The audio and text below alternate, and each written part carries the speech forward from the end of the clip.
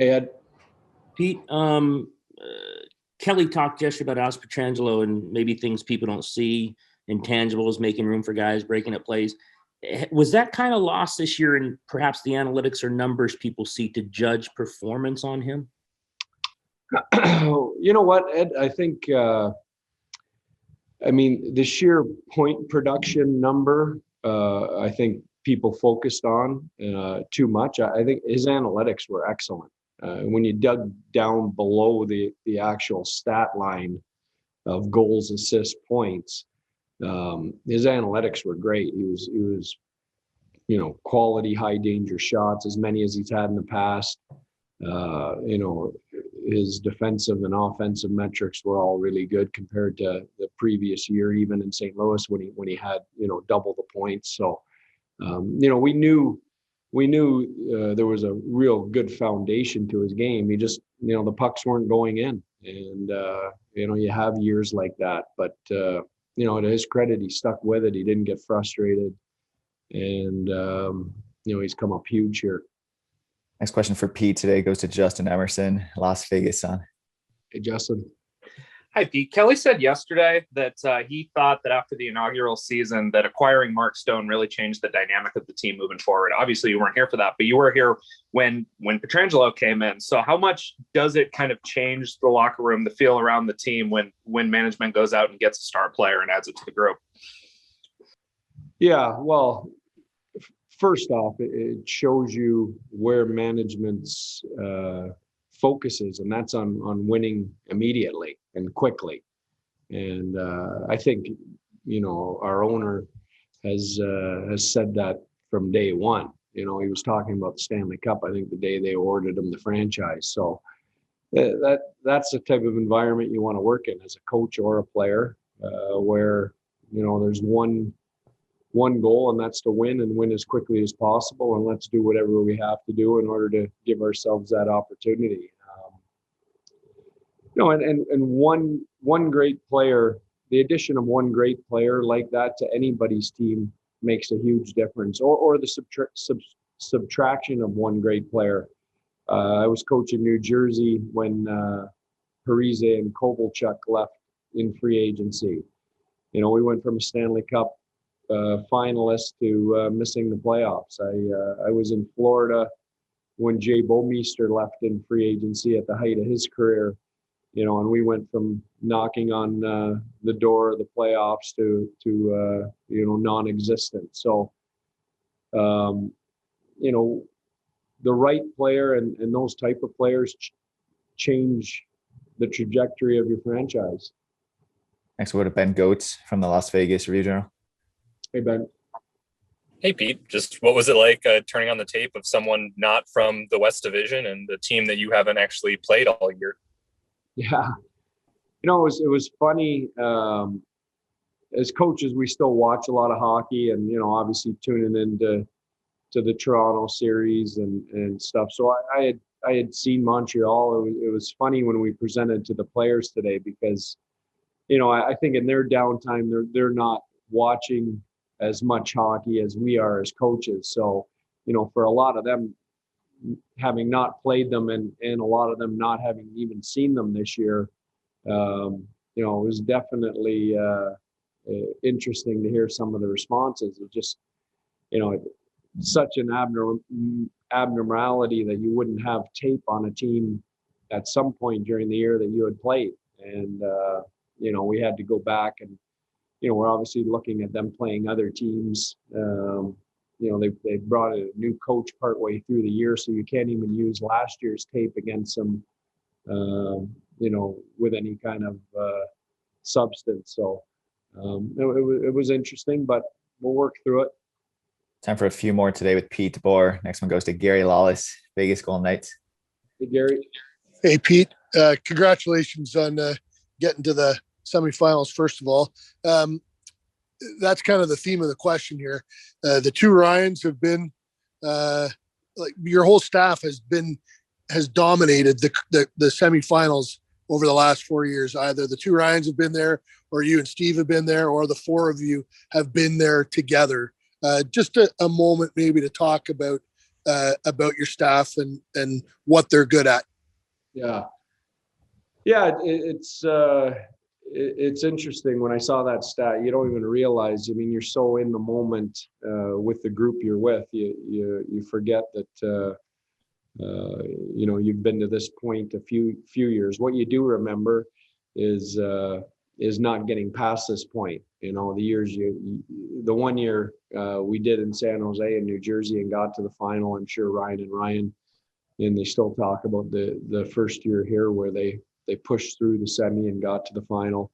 But you remember getting stopped at this point too last year in the bubble. And so, we're and for us in San Jose, I think it was St. Louis on their way to their cup 2 years ago. So, I think you want to make sure you enjoy the fact that there's only 4 teams left, that it takes a lot of heavy lifting to just get to this point. At the same time, you want to make sure that if you get this far, that you're pushing through and advancing again.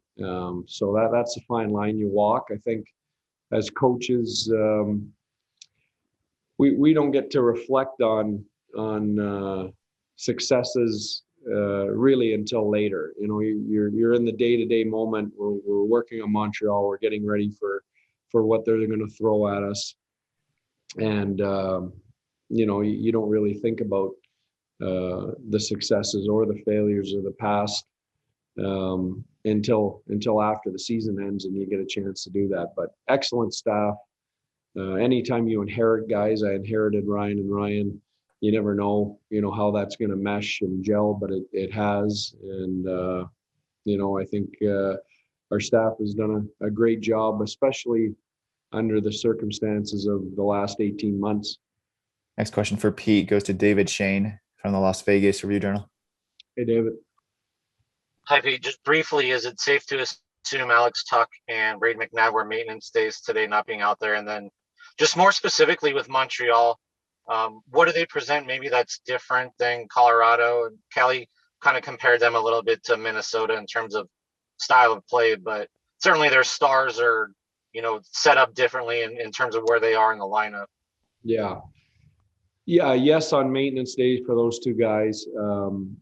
Montreal, I mean, you're foolish if you look at their record and make a judgment on them. They've beaten 2 very good teams, and really the last 7 games, the 4 against Toronto after they got down 3-1 and the 4 against Winnipeg. So 8 games, they've been lights out. They've gone to another level. So, you got a lot of respect for their game and how they're playing. They're playing with a lot of confidence. They've got a world-class goalie, and it's going to be a great test. You don't get this far, any team, without being a good team and beating very good teams. So as far as comparisons, every team brings a few different things. I think when I look at this team, they've got a nice blend of physicality on defense and a world-class goalie, and then speed and pressure up front.